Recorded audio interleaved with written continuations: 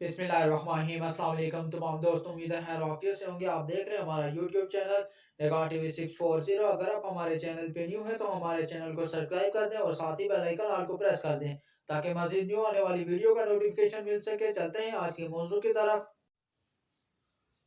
आज का मौजू है नमाज ईद का तरीका। पहले इस तरह नियत कीजिए। मैं नियत करता हूँ 2 रकात नमाज ईद उल फितर या ईद उल अज़हा की 7 शेज़ाए तकबीरों के वास्ते अल्लाह ताला के पीछे इस इमाम के फिर कानों तक हाथ उठाइए और अल्लाह अकबर कहकर हस्बे मामूल नाफ के नीचे हाथ बांध दीजिए और इस्ना पढ़िए। फिर हाथ कानों तक उठाइए, अल्लाह अकबर कहते हुए लटका दीजिए। फिर कानों तक हाथ उठाइए, अल्लाह अकबर कहकर लटका दीजिए। फिर कानों तक हाथ उठाइए, अल्लाह अकबर कहकर हाथ बांध लीजिए। इसके बाद दूसरी और तीसरी तकबीर में लटकाए और चौथी में बांध दीजिए। इसको यूँ याद रखिए, जहाँ क़याम में तकबीर के बाद कुछ पढ़ना है वहाँ हाथ बांधे हैं और जहाँ नहीं पढ़ना हाथ लटकाने हैं। फिर इमाम ताऊज़ तस्मीह आहिस्ता आहिस्ता पढ़कर अहमद शरीफ और सूरत यानी बुलंद आवाज़ से के साथ पढ़ेगा।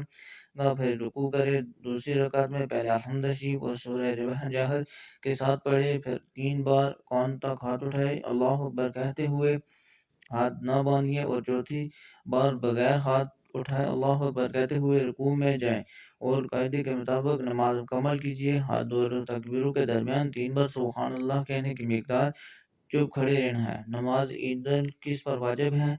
ईदैन यानी ईद उल फितर और बकरा ईद की नमाज वाजिब है, मगर सब पर नहीं, सिर्फ उन पर जिन पर जुमा वाजिब है। ईदैन में अजान नहीं होती और ना इकामत होती है। ईद का खुतबा सुन्नत है।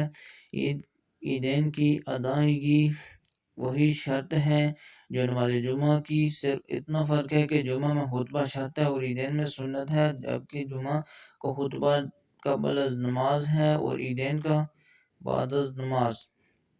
यानी ईद का वक्त है, नमाज ईद का वक्त, इन दोनों नमाजों का वक्त सूरज के वक़्त एक नेज़ा बुलंद होने यानी तुलुए आफ्ताब के 20 मिनट से या 50 मिनट के बाद से ज़ुहे कुबरा यानी निस्फ़ नहार शरीर तक है, मगर ईद उल फितर में देर करना और ईद उल अज़हा में जल्द पढ़ना मुस्तहब है। अगर हमारी वीडियो अच्छी लगे तो हमारे चैनल को सब्सक्राइब कर दें। शुक्रिया।